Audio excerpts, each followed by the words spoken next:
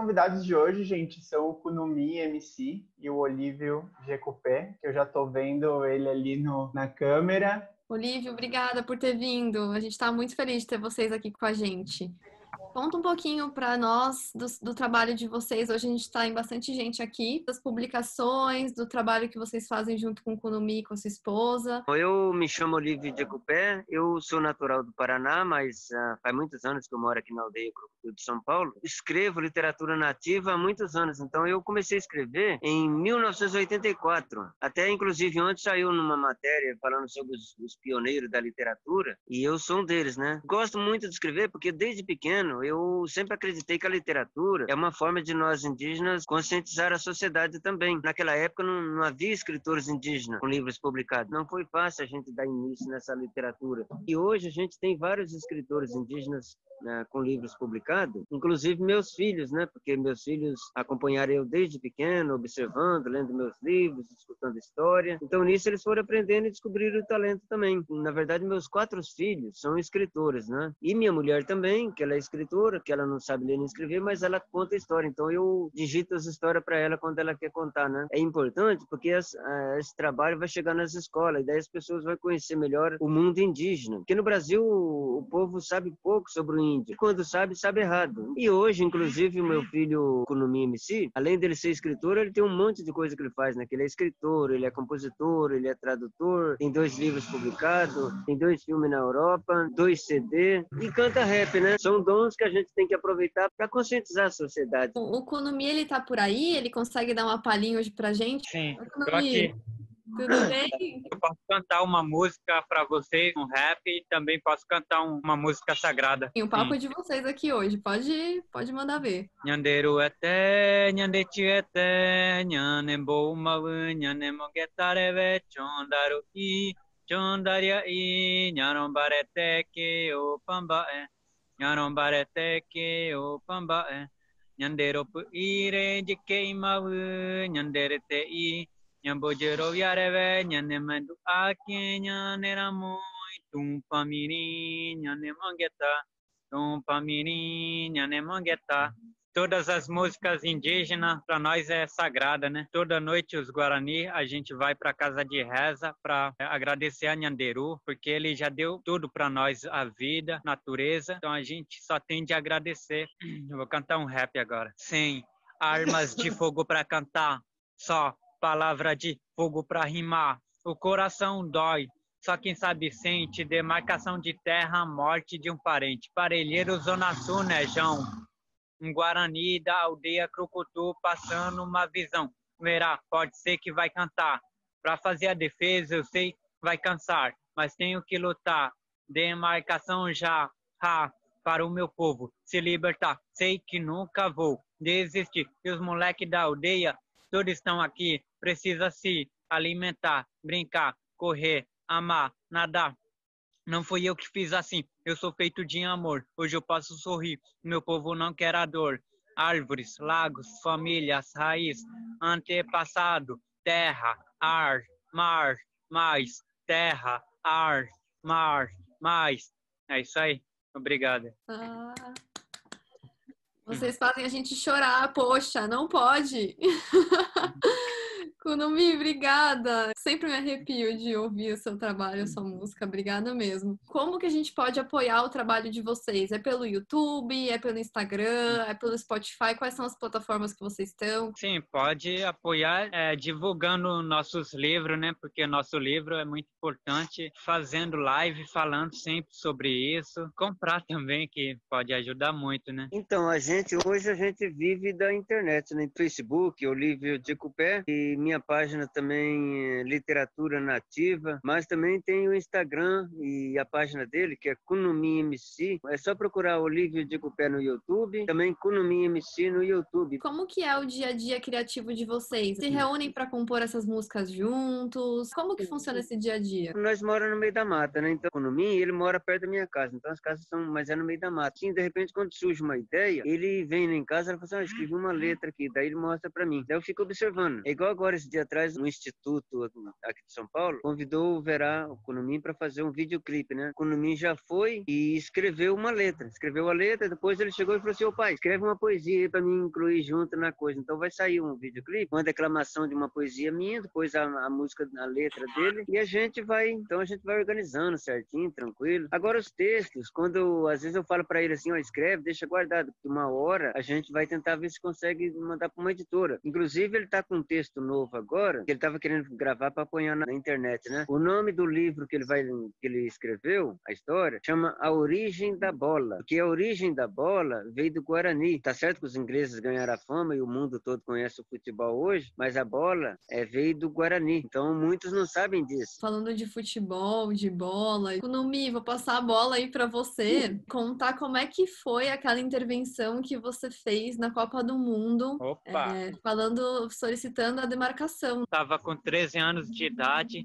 foi em 2014, estava acontecendo a Copa do Mundo aqui no Brasil. O pessoal da FIFA entraram em contato com a aldeia, querendo que os indígenas participassem, né? A gente foi fazer o ensaio, só que não sabia direito, né? Na época, não sabia que era ao vivo, que ia acontecer, que ia ter uns jogadores, né? Só uma semana antes, quando ia acontecer, que eu sabia, né?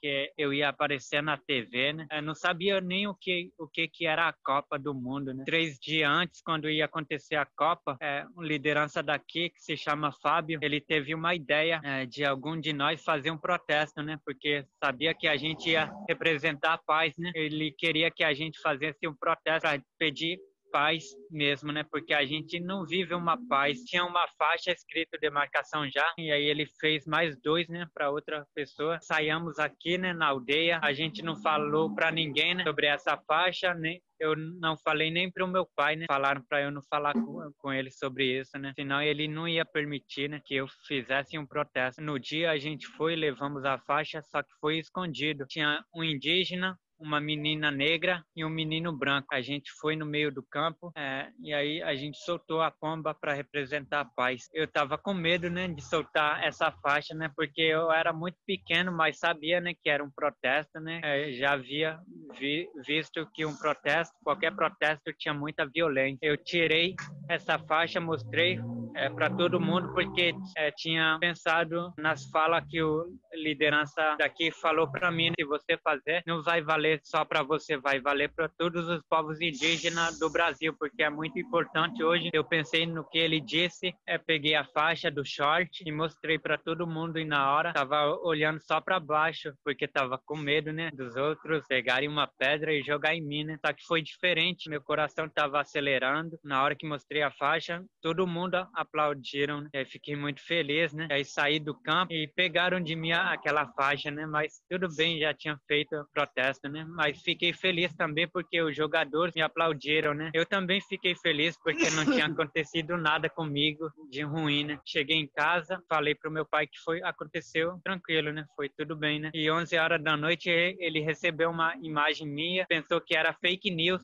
só que não era, né? Era uma foto minha fazendo protesto. O meu pai disse pra mim se era verdade essa foto e falei que sim, eu tinha feito, né? Mas ele disse que não tinha visto na TV, não apareceu, né? A gente Não apareceu, viu, né? Cortaram a cena, gente. cortaram a nossa cena, a minha cena. No outro dia seguinte, aqui na aldeia Crucutu, encheu de jornalista querendo saber o que era essa frase de demarcação já, né? Mas não era jornalista aqui do Brasil, era europeus. Na época, eu nem sabia o que era demarcação, só sabia que era muito importante para o meu povo fazer aquele ato. E aí, depois disso, para dar continuidade, eu gostava muito de rap, já ouvia o grupo de rap Bro MCs, que eu gosto muito dele, e dos Racionais MCs. Até conheci os Racionais MCs, né, depois desse ato que eu fiz, e aí fiquei muito feliz, conheci o Mano Brown. Um dia eu estava lendo poesias do meu pai, e aí me inspirou muito, né? E aí decidi escrever poesia. Estava lendo 500 anos de angústia, decidi escrever, queria transformar em uma música.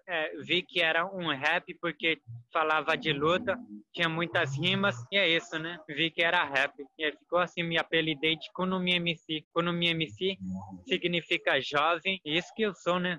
jovem. A gente tá aqui chorando, tem um monte de gente falando aqui, ó, sensacional, aplausos pela coragem, né? Porque além de enfrentar, sei lá quantos milhares de pessoas que estavam lá, você ainda enfrentou a autoridade do seu pai, né? Assim, fazer alguma coisa aos 13 anos escondido é muita coragem. Parabéns, Kunumi. Você pode ter certeza que, apesar de terem pego a faixa, apesar de terem cortado a cena na televisão, o que você estava disposto a fazer foi feito. Acho que a sua mensagem foi passada aí, com certeza, e continua sendo muito mais transmitida, né? Isso te abriu outras portas e vai continuar. Parabéns. Ó, a Betina tá perguntando, Olívio, será que você pode nos falar um pouco dessa preocupação de pai nesse processo? Que a gente entende que, igual quando me falou, a manifestação política, ela envolve muita violência, né? E a gente tá em guerra há 500 anos. O ato que ele fez ficou na história, porque quando você fala 2014, sobre a Copa do Mundo, ninguém lembra de nada, porque naquela época, 2014, houve muitas manifestações, houve muita violência, muito ataque.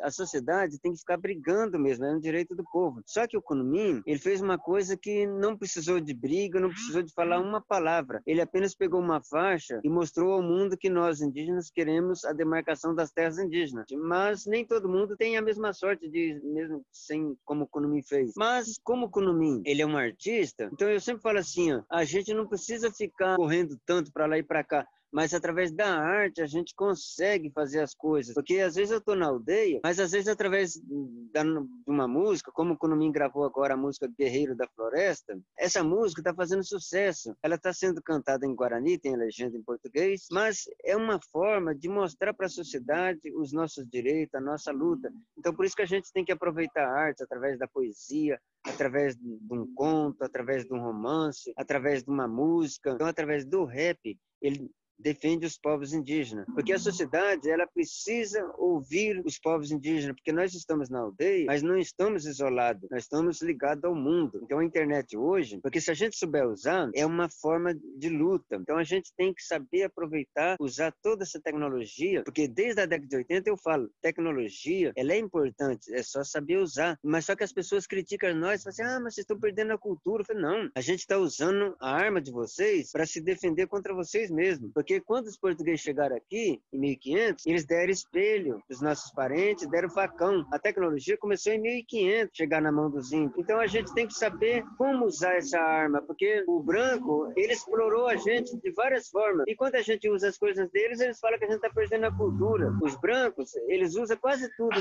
dos povos indígenas. O guaraná veio do índio, o açaí veio do índio, a farinha de mandioca veio do índio, o milho que se come no Brasil veio dos povos indígenas, a mandioca frita veio dos povos indígenas, a pamonha veio do índio, a tapioca vem do índio, a rede vem do índio, o chimarrão veio do índio, a bola veio do índio, o churrasco veio do índio e o branco fica pensando que é dele. Daí vem que isso aqui é da cultura brasileira. Não, é da cultura indígena que foi explorada. Os remédios que tem na farmácia, que são hoje tudo patenteado, todo conhecimento veio dos povos indígenas. Então o índio não é primitivo como o povo fala. Nós somos um povo inteligentíssimo, só que as pessoas exploram e continuam falando que o índio é primitivo e o índio é atrasado, né? Por isso que é importante a literatura, porque daí as pessoas começam a ver que o índio tem sua capacidade também. E daí quando a gente mostra a nossa arte, daí a gente sofre outro preconceito. Quando eu vou dar minhas palestras, as pessoas falam assim, mas é você mesmo que escreveu o livro? Sim, é eu. Se não fosse eu, não tinha escrito. Daí hoje o Kunmin vai dar palestra comigo, daí as pessoas vê o livro dele, daí eles falam assim, mas não é seu pai que escreveu para você?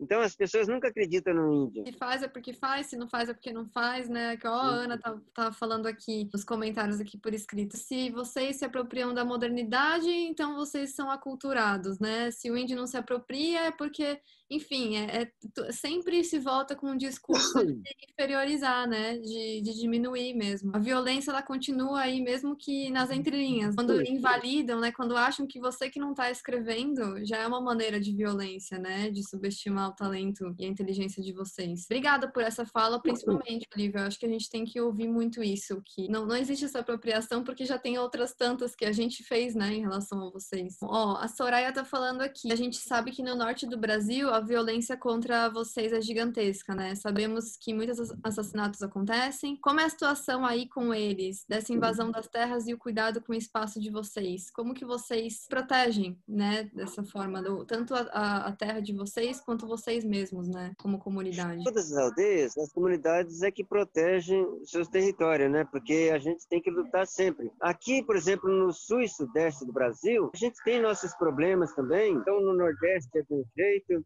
o tipo de violência. No norte do Brasil é diferente a violência, e no sul e sudeste tem os seus outros atos de violência. Mas a gente sabe que hoje em dia, por que tem mais violência no norte do Brasil? É porque no norte do Brasil tem aldeias e tem muita madeira, terras de minério, tem aldeia que às vezes pode ter petróleo, então existe muita cobiça dos fazendeiros. Aqui no sul e sudeste, por exemplo, aqui em São Paulo, a gente tem problema, mas não é tanto quanto no norte. Por quê? É porque os brancos já roubaram tudo da gente, não tem muito o que roubar. São Paulo, uma grande capital, era um território imenso de aldeias indígenas. Cadê essas aldeias? Foram extintas, que criaram cidades em cima. A nossa aldeia aqui da região nossa de Parelheiros é uma aldeia que é diferente, a gente luta pelos direitos, mas só que não é aquele problema igual Mato Grosso, porque os brancos já roubaram tudo que a gente tinha. Agora, quando você vai em uma aldeia de Mato Grosso, às vezes tem aldeia lá que tem diamante, então os fazendeiros ficam em cima, político fica em cima. Mas aqui em São Paulo a gente sofre preconceito também. É uma coisa que eu não sei se um dia vai acabar, mas a gente pode lutar para diminuir. Nós não temos escapatória.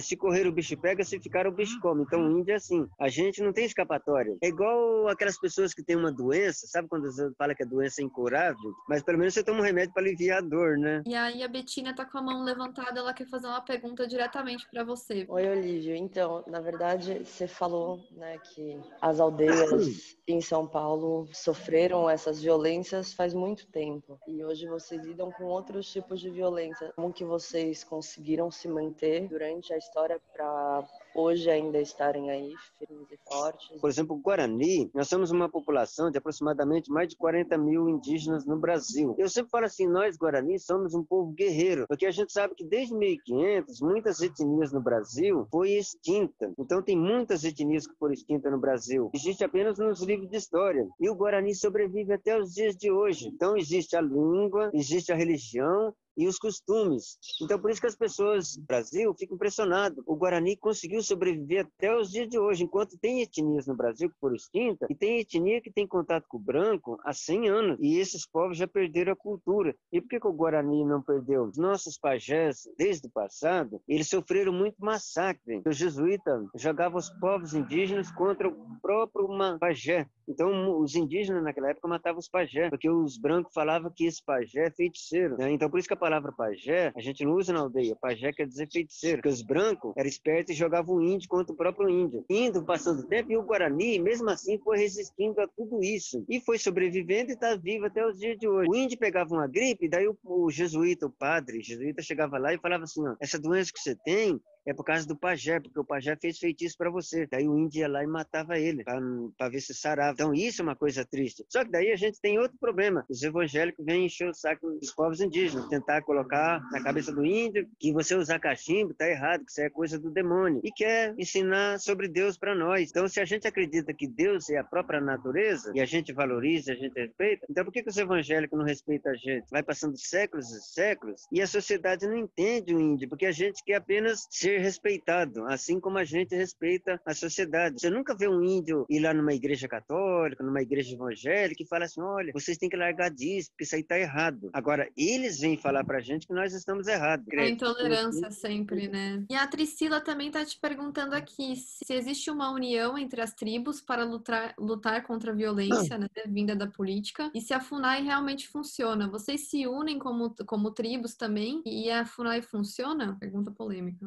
A gente sempre tem um contato. Então, hoje em dia, por exemplo, a internet, ela ajuda muito, porque você pode se comunicar através do Facebook, está sempre discutindo política. Hoje nós temos aqui no Brasil, existe uma comissão chamada Comissão Guarani Uirupá. Essa comissão, ela luta pela causa indígena, pela questão da demarcação, partes políticas. É muito bom. É gostoso você saber que tem uma organização Guarani, onde qualquer política que for discutir, eles estão sempre juntos trabalhando, né? Então tem essa comissão. Quanto à FUNAI, existe um problema sério que a gente sabe que tem os pequenos são os que trabalham. Agora, os grandões que estão lá dentro é que é difícil em Brasília. O governo, desde a época do Collor, ele tentou acabar com a FUNAI. Então, como ele não conseguiu acabar, foi acabando aos poucos. Porque a FUNAI já foi um órgão, uma grande potência para trabalhar com a questão indígena.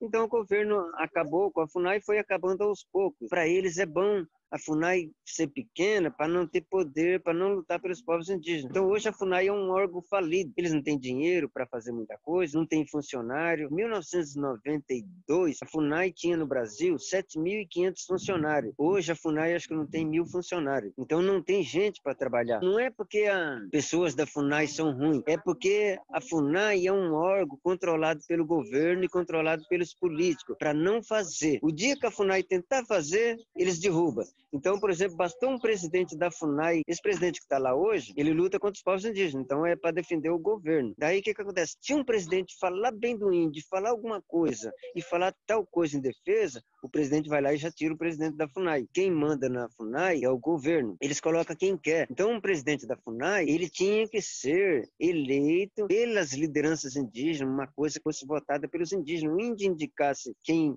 teria que ser o presidente. A FUNAI é governada e controlada pelos políticos. Então, os ruralistas têm um controle. Eles é que mandam na FUNAI. A intenção era boa, mas foi enfraquecida, né? Como sempre, é revoltante. A Priscila complementou a pergunta dela se existe união entre essas diferentes tribos. Por exemplo, os Guaranis, os Pataxós, Yanomamis, se vocês têm um objetivo em comum. É garantir a demarcação, a não violência. Eu acho que tudo isso une vocês, né, Olívio? Isso. Quando se fala união entre os povos indígenas, a gente sabe assim, cada povo indígena, cada etnia, tem seus costumes diferentes, tem suas mentalidades diferentes, mas a gente sempre fala assim, nós indígenas sendo diferentes um do outro, mas nós somos irmãos de povos. E o nosso inimigo não é o índio, porque antigamente havia guerras entre os povos indígenas, só que a gente tem que sempre educar os nossos filhos, o nosso inimigo não é um índio, o nosso inimigo é o branco, porque ele é que luta contra nós, é ele que quer explorar as terras, é ele que invade. Os ruralistas, eles querem as terras indígenas, porque fala que é para o progresso. O progresso, na visão do branco, é falsa, porque o progresso, desde 1500 que eles estão falando, eles continuam enriquecendo cada vez mais e a pobreza aumentando cada vez mais. Então, não existe esse progresso. O progresso está na cultura, onde você vive numa comunidade, onde a comunidade consegue sobreviver da floresta. Então, isso é evolução. Agora, o estilo que eles falam aí de progresso branco não é progresso. Então, por isso que é importante as pessoas verem que nós indígenas estamos unidos. Nós moramos em comunidade, porque nós somos unidos. O branco quer enriquecer para comprar uma fazenda. Então, ele vai comprar uma fazenda de 10 mil alqueiros e, às vezes, não vai lá e põe alguém para trabalhar para ele, né? E nós não, nós somos comunidade. Se eu sair de uma aldeia, eu vou para outra aldeia. Então, nós somos comunidade que passa de comunidade para comunidade. Então, a terra não é nossa. A gente vive nela. E o branco quer ser o dono. Esse progresso é manipulado. Então, eles plantam 10 milhões de toneladas de cana e o ano que vem eles falam que vão plantar 150 milhões, que é para o progresso. Não, é para os fazendeiros, que só eles ganham. Então, o povo brasileiro nunca ganha. Mas a gente quer viver em comunidade e não nesse progresso como fala, porque o progresso ele é agressivo. Acho que a cobiça resume tudo isso mesmo. Tem uma frase escrita aí, ó. A terra não é nossa, que eu falei, né? A gente vive nela. Muito bom. Viu só? Eu estou desconfiado que eu sou um filósofo, hein? Você não está desconfiado, você tem que estar coberto de certeza. Você tem uma sabedoria incrível e se todo ser humano fosse um pouquinho assim, lúcido, a gente já estava tão melhor. Olívio, obrigada pela aula que vocês deram aqui. Cadê o Kunumi? Ele está aí do lado ainda? Estou aqui ao lado, só escutando um mestre. A gente quer uma última música para fechar. Pode ser, Kunumi? Pode. Vamos lá. Oreru, Nhamandu, Tupã, Oreru, Oreru, Nhamandu, Tupã, Oreru, Nhamandu, Tupã, Oreru. Cantar um rap agora.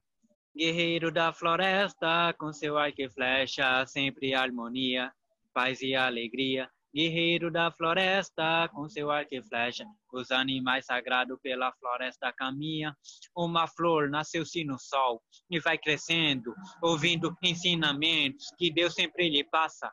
Deus fala para a flor, seja um guerreiro, espalhe pelo mundo o divino amor. Nesse momento, trazido pelo vento, soprado pelos deuses, voando na velocidade da luz, tocando uma flauta em perfeita sintonia, com o cocar sobre a cabeça, junto traz seu arco e flecha, a maldade afasta com seu cachimbo da paz, enviado com muita sabedoria para os povos da terra grande, guerreiro seria, vendo as estrelas, sempre sorria, o guerreiro da floresta, com seu arco e flecha, sempre harmonia, paz e alegria. Guerreiro da floresta, com seu arco e flecha, com os animais sagrados pela floresta caminha. Guerreiro da floresta, com seu arco e flecha, uma luz que vive guiando, espalhando o amor. Guerreiro da floresta, com seu arco e flecha, flecha a maldade que quer lhe corromper. Chegando na terra, no oceano cai, se alegra e cantam todos os animais com a chegada do guerreiro, protetor de todos, rei dos animais e de todo ser humano. Saindo do oceano, caminha pela floresta, comendo frutas, com isso muito se alegra, continuando sua rota, pois tinha uma missão, tirar o sofrimento das pessoas, uma grande salvação. Épocas de conflito, branco, negros e índio, e o guerreiro vem correndo com sua tribo, espírito vivo, trazendo aos poucos a sabedoria, conhecimento do amor, como Deus falou primeiro aos nativos, lhe apresento o cachimbo. Muitos índios se curou, se libertou, sentiu no coração um enorme amor pelo seu belo povo e por todos os não índios. É isso aí, obrigado. Agradeço muito. Uhul! Vou abrir os microfones aí, Caio, para eles ouvirem as palmas. Vou abrir, peraí. Maravilhoso. Obrigado. Obrigado. Obrigada. Foi muito incrível a gente ouvir vocês. É como você disse, né, Olivia? Tirar essa ideia de que o indígena perde a cultura quando ele usa a tecnologia e coisas do tipo e fazer como você disse, né? Usar essa arma para disseminar a cultura guarani, a cultura dos outros povos indígenas do Brasil, porque eu sinto muita falta de a gente não aprender isso com tanta profundidade. E acho que a ideia é que isso não acabe por aqui. Eu quero sair daqui e pesquisar mais sobre isso e conhecer mais da arte indígena, conhecer mais das culturas e também poder compartilhar mais com outras pessoas. Então eu faço esse convite para todo mundo sair daqui um pouco com essa mentalidade também. Eu queria pedir para todo mundo, quem está aqui, que puder abrir a câmera para a gente tirar uma foto com todo mundo junto. Olívio, junta aí com o Kunumi. Aê, ótimo. 1, 2, 3.